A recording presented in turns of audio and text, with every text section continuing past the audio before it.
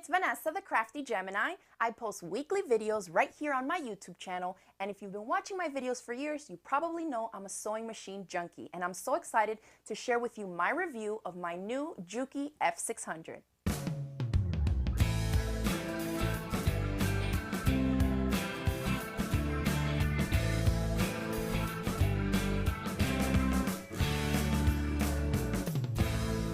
Alright, so here I am with one of my new sewing machines. I recently actually purchased 3 new machines and they're all Jukis. And so if you've been watching my videos for years, you're probably wondering, why is she using Juki sewing machines all of a sudden? I think I've probably used, maybe 7 to 10 sewing machines in my tutorials here on YouTube over the years. And so I wanted to talk to you all a little bit about why I recently made this switch to Juki. So if you follow me on social media, a few months ago, I had a chance to attend my first ever quilt retreat. And I had to fly there. It was in the middle of nowhere, Iowa. And so they lent me a sewing machine. And the machine that I got to use for the whole retreat was actually a Juki TL98, which is quite of an older model. It's kind of like a semi-professional or semi-industrial, I should say, machine.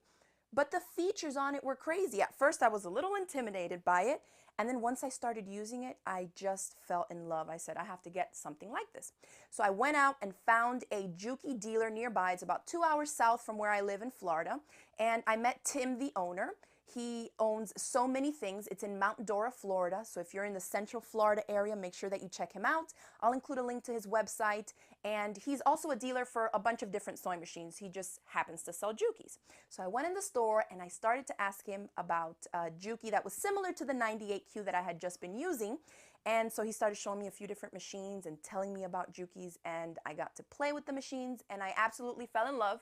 I walked out of there crazy with 3 different sewing machines. So I'll be doing reviews of each machine for you, but today we're going to focus on this F600.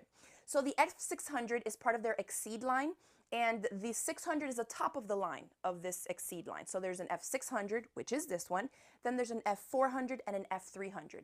And so I want to make sure that you know right off the bat, they're pretty much identical machines, except that the lower ones don't have quite as much fancy bells and whistles and extra accessories as this one does. All right, so let's get started. This machine is nuts, it's awesome, and I've been using it for a couple months now and I love it. First of all, you can see it's a nice big machine. The throat space on here is about 8 inches, okay? So a good wide throat space. If you're a quilter, you can do free motion quilting on this. For piecing, garment sewing, pretty much all of your sewing and quilting needs, you can get done on this machine. The handle is nice and wide. For an expensive machine like this one, I like that it's not just like a little flimsy handle like some other machines have. This one is nice and wide. It also comes with a really hard case. I don't have it here, but it comes with a nice hard protective case. It weighs about 21 pounds, so you can pick it up and take it to class if you want to.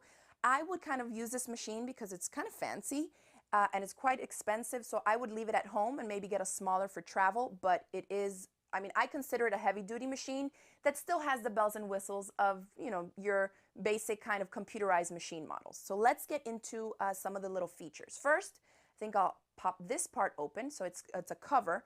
You open it, and this is where your thread goes. You have your bobbin winder, and we have our thread tension here as well.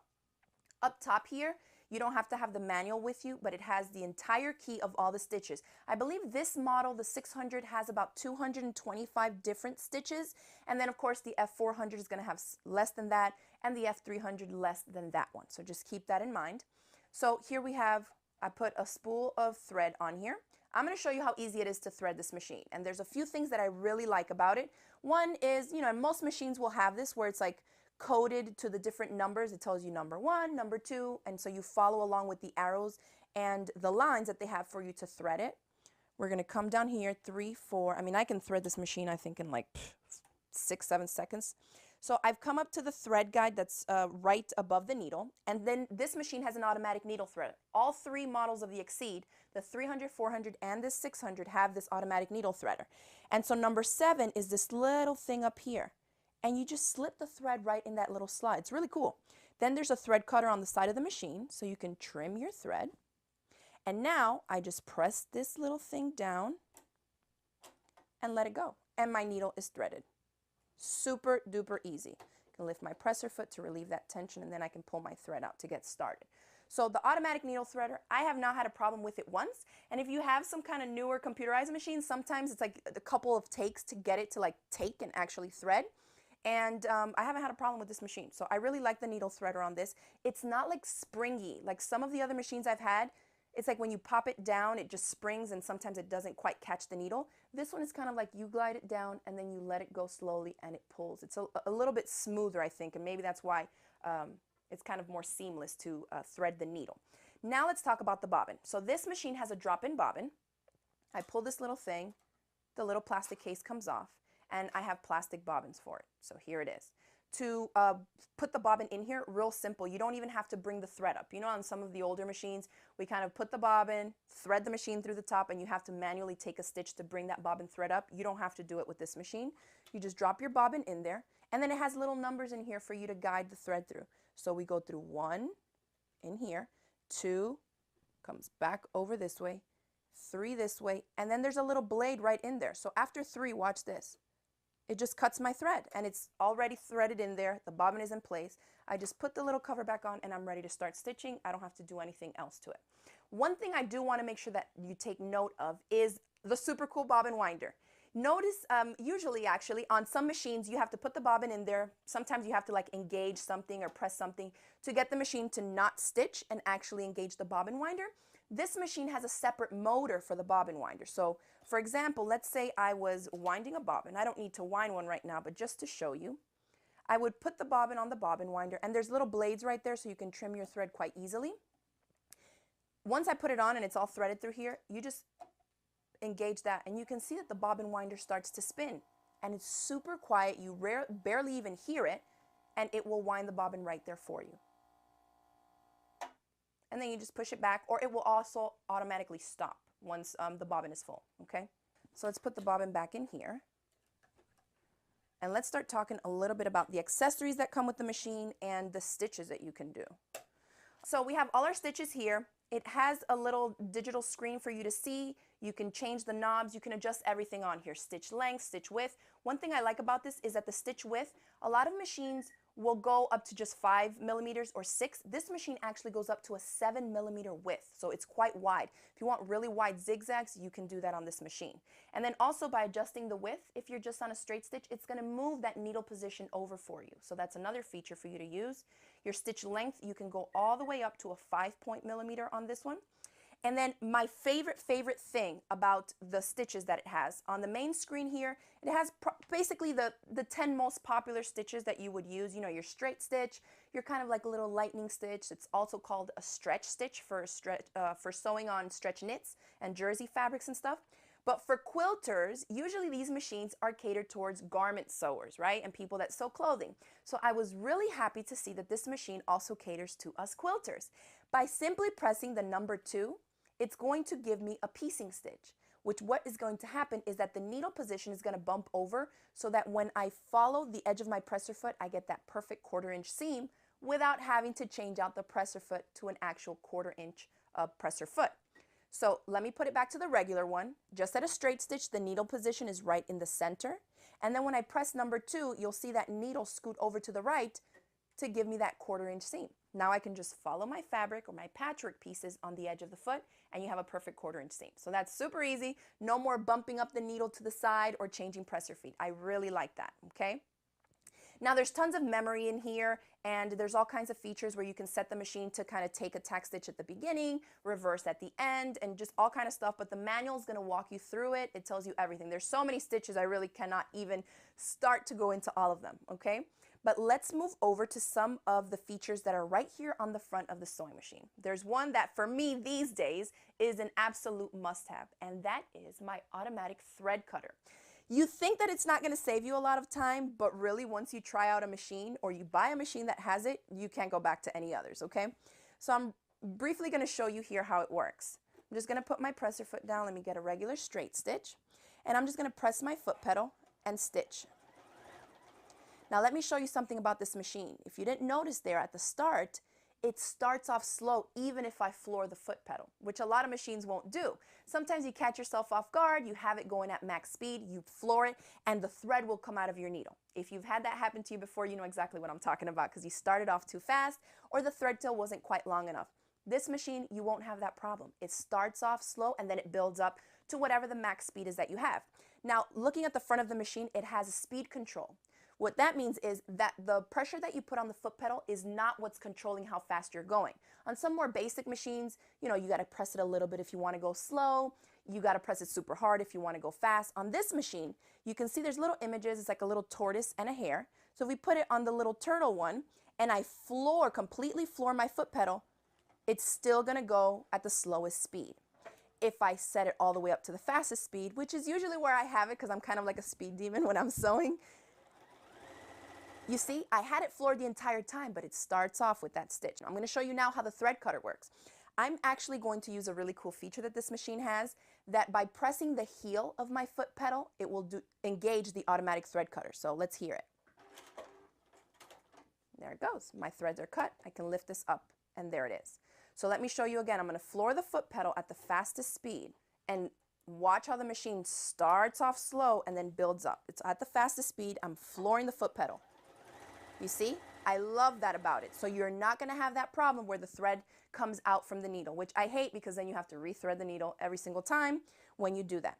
Now, you have the thread cutter on the front of the machine as well. There's a little yellow button right here under a pair of scissors. And if I press that, it will also cut my threads for me. And then I'm good to go.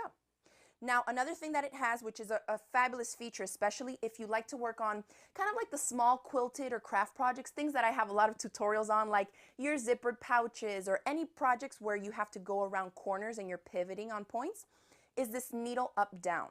You want to set it so that the needle stops in. So say I'm sewing and I come up to a corner where I need to pivot. If my needle is up, what happens is you lift the presser foot up and now look, the fabric is moving, so you've lost your spot. Whereas if I'm sewing and I stop with the needle down, I can now lift my presser foot up, and if I pivot my fabric in any direction, I'm still at the same point, so I'm not losing that point. So that's very important. So if you are looking for a machine and you're in the market for one, make sure that it has that needle up down. It's super, super important. It comes in very handy. In pretty much all my projects, I always have my machine stop with the needle down. Okay, so that's that feature. And then we have also our reverse stitch here. So when you get to the end of a stitch and you want to reinforce it, just hold that back stitch and you can see it'll go back, you let it go, and the machine will stitch forward for you again. And then I cut my threads. I love that I can cut the threads with the heel. Like, so the foot pedal is like this, you press it to go, and if you just tap the back, it'll cut the threads right there for you. So let's get rid of this fabric, and now let's talk a little bit about the accessories that come with it. Remember, the F600 that I have here is the top of the line, so it's gonna have the most stuff. If you are on the market for a machine that's a little bit more affordable, go down and kind of see what accessories come with the 300 or the 400, but you're pretty much gonna be getting the same machine, and I love it so far. Okay, so let's start with the accessory bin. We can pop this open and we have one layer up top with some presser feet, like a little screwdriver to change out your needles and some of the shanks on it if you're attaching a new presser foot that has a shank built into it. You get a couple bobbins in here, you have a seam ripper, a little lint brush, and some feet. Now this model, the F600, comes with 12 different presser feet, which is kind of crazy. It comes with a walking foot, and if you've seen, here it is, I'll show you this one. On all my other machines, I use the walking foot quite often because I do a lot of projects either with stretch knit fabrics or with multiple layers. And so this walking foot is quite substantial. I was excited to see when I held it in my hand that it was chunky. It's not as like the cheap generic ones that you can get. It's like actually one from Juki, and it's nice and chunky. It works just fine on this machine. And then some of the other presser feet, I mean, there's tons. And of course, your user manual is going to tell you all about each one and what you can use it for. But let's say you're a quilter. Here we have our edge stitching foot. It has a guide going right down the center. So say you're not into free motion quilting just yet, but you are a beginning quilter and you want to finish your own projects, you can do your own stitch in the ditch quilting with this presser foot, and it already comes with the machine. Then we have, your zipper foot. I love, love, love this clear foot. Sometimes I use it for applique, but then I looked in the rest of the bin, and this machine also comes with an open toe foot, specifically for applique. I mean, look how big the opening is on that. You'll be able to see all your stitches, whether you're doing a blanket stitch or maybe you're just finishing up your fusible applique with a zigzag. You'll be able to see exactly what you're doing with this foot, and it's metal, so it's not like a plastic one. It also comes with like a little Teflon foot, which is smooth on the bottom, so if you're stitching over like vinyls and some of that stickier fabrics that, you know, may not glide that easily through your machine. It also comes with your free motion quilting foot, so it's already here for you to start off and use. It has needles. It has this really, really awesome buttonhole foot. Look how massive this thing is. And I haven't tried it out yet, but according to the dealer, some of the more industrial machines use this type of buttonholer, and he was like, I wish every machine came with one like this. So I'm excited to see the types of buttonholes that I can do. You could obviously fit in the button in here, and it will read the size of the button, and it will make a buttonhole according to the size of the button that you plan to use. So you don't have to do any of that mathematical stuff. The foot itself will do it for you. It comes with 12 feet total, including the little universal, you know, the basic one that you're usually going to have on your machine. So that's fine. So if you go ahead and pick up the F300 or the F400, make sure that you see what type of accessories is coming with it, because they don't all come with, like I said earlier, what this machine comes with. Now, some of the other things that it comes with is a knee lift. Where is it? Right here. If you've seen this before, maybe you have a machine that came with it and you have no idea how to use it. So this actually plugs in right here at the bottom of the machine, and it's meant to be used while you're sitting down, not while you're standing up like I am right here, but I'll show you how it works. So say I put my presser foot down and I'm sewing. And now I'm going to stop with the needle down and I need to pivot my fabric. Under here with my knee, you would just, I'm going to do it with my hand. When I press on it, you can see that it lifts that presser foot right up for me. So now your hand's free. I can lift it with my knee, turn my fabric. Once you let it go, the presser foot is going to drop right back down to where you need to be. You can keep on stitching and it works just like that. So now you have more time and more space to work with your hands. If you're working with fidgety fabrics or ruffles and you're kind of trying to get things to work in place and you don't want to let go, you know, have both your hands on there to kind of be lifting up the presser foot, just install the knee lifter and you can use that, okay? Now, the other thing that this machine comes with, and the other models don't come with it. So for me, this was a big selling point because I'm a quilter and I absolutely need this. And even when you're working on larger projects, is the extension table. Look at this thing. So when the extension table is on, you get 4.5 inches in height here at the throat space, and all the way from here to the end of the extension table is a full 21 3/4 inches. That's quite big. You can definitely quilt your big quilts on there by yourself. So let me show you how it would go on. You can see underneath here the legs, they just pop out. It's super simple to install like this. Okay? And then let me set this here while I remove this one. So you can remove this entire, I think they call it an auxiliary arm or something, just the accessory bin. So now I'm exposing the free arm, which once you do that, down here you have the option to leave your feed dogs up or put them down. So some people prefer to put their feed dogs down when they're doing like thread painting or free motion quilting. So of course you have that option there as well. And then our extension table. Let me scoot this out because it's a big one. And it's just going to slide right in here. And now you have all this space, okay, to do your free motion quilting and work on your larger projects that you may need a little bit more room for. Also, I said earlier, from the center of the needle position to the end here, the throat space is 8 inches, okay, so that's quite substantial. So I think it's a pretty big machine. You can get tons of work with it done, work on a variety of projects. Pretty much anything that you can sew and quilt, you can do it on this machine, okay? And I love that it actually came with features for quilters, not just like, oh, you can quilt because it's a sewing machine, but that they thought about quilters, right, with the little pressing the number 2 and having your 1/4 inch piecing guide. It also has like some stitches built in here for crazy quilting type of stitches and a lot of other stuff. You can play around with the memory and kind of design your own stitches.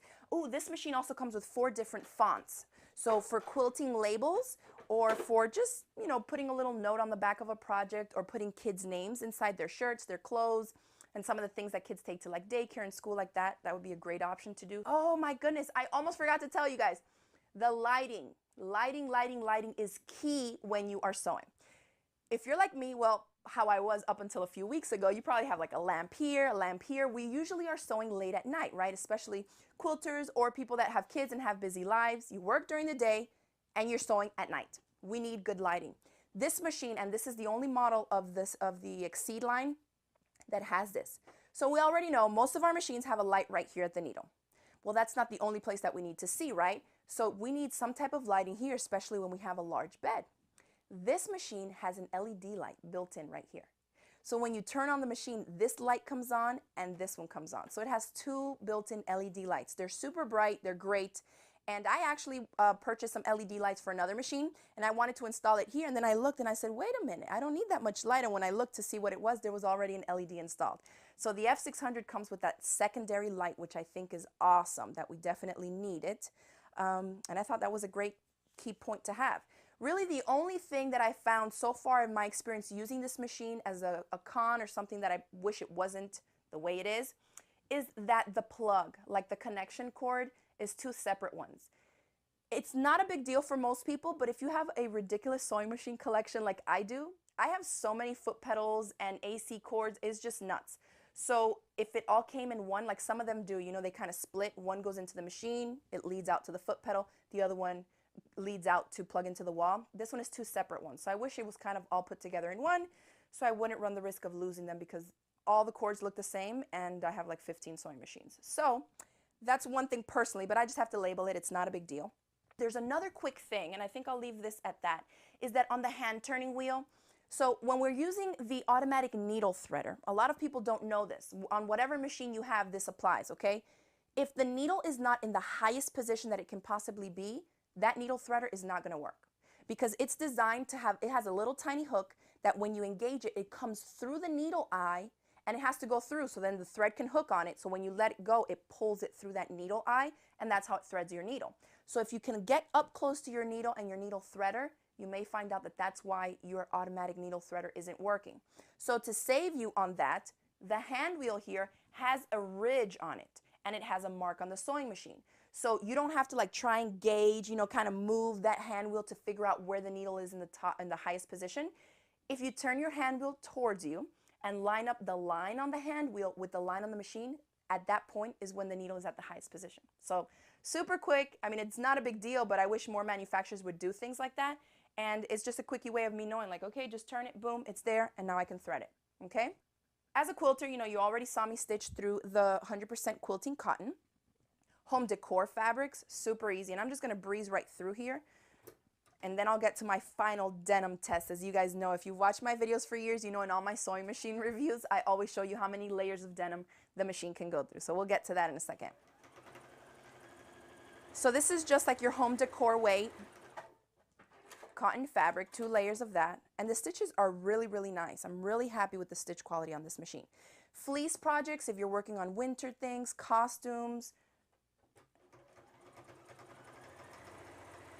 And notice that I'm using the automatic thread cutter every time I stop stitching, and I don't have to bring the bobbin thread up. Look, I have a little bit of thread left here, and even though I'm flooring the machine, it's not unthreading my needle, because again, the machine starts off slow and builds up to that max speed.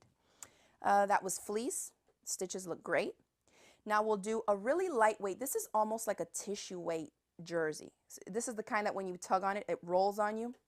And I'm going to do this with a stretch stitch, which is what I would use for this. And so we'll see if it doesn't ripple the fabric or pucker it too much on me without using the walking foot, because usually I would recommend putting in the walking foot.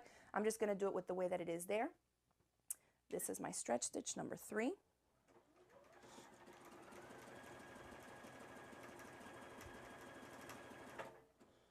All right, let's check this out. Look at that. The fabric lays so nice and flat. That definitely will hold up a ton of different garments. It's nice and small, but you can also adjust it. So if you want the width to be a little bit wider, you can adjust that, adjust your length, just by turning the knobs right here on the front. And the machine will beep when you reach the max, either the max or the minimum length or width, whatever, you know, so you know that that's as far as you can go, okay? And now let's get to the denim. So for denim, I'm going to use a basic straight stitch, and I'm going to elongate my stitch length a little bit more. Because the more bulkier the layers you are, you don't really want to be working with really, really tight stitches. So let's do 2 layers of denim. We have 1 and 2. And notice I haven't adjusted any tension settings or anything, because let me bump up here and show you something real quick. This machine has an auto tensioner. So if you look up at the needle thread tensioner, I have it set to auto, and that usually will work with your basic, you know, for your basic sewing and quilting projects. You can usually have it on auto just fine. If you are going to be adjusting and changing to maybe like metallic threads or your clear threads and things like that, and adjusting it maybe also to lightweight and like really slinky see-through fabrics, then you can still go ahead, even though it's automatic here, you can still go ahead and up the tension or lower it depending on your project. And your user manual also will have some guidelines to that. So here we are. 2 layers of denim, like nothing, great stitch quality. And this is denim from like a pair of jeans. This is not a lightweight denim. We're going to add 2 more to that. So here we have now 4 layers of denim.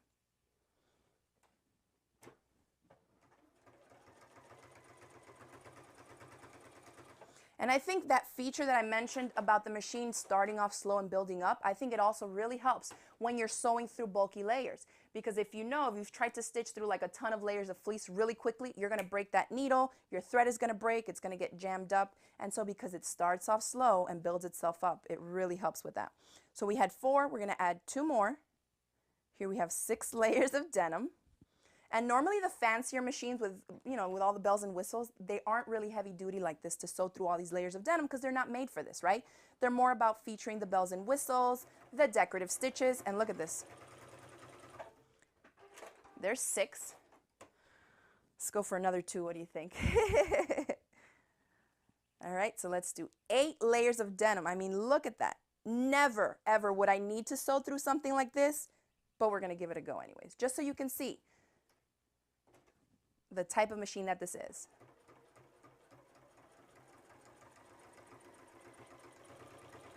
Incredible. So there you have it. I have to say that the Juki F600 definitely passed my test for all the different types of sewing and quilting needs that I have, and it also definitely passed the 8-layer denim test. So for more information on any of the Juki Exceed models like the F600 I've featured in this video, make sure to contact Tim at So Many Things. So that's it for my video review of my brand new Juki F600. I hope you all enjoyed the video. If you did, make sure to hit it with the thumbs up below, share it across the different social media sites, and don't forget to click the subscribe button so you won't miss out on any of my future videos. Thanks again for watching, and I'll see you next time. Bye.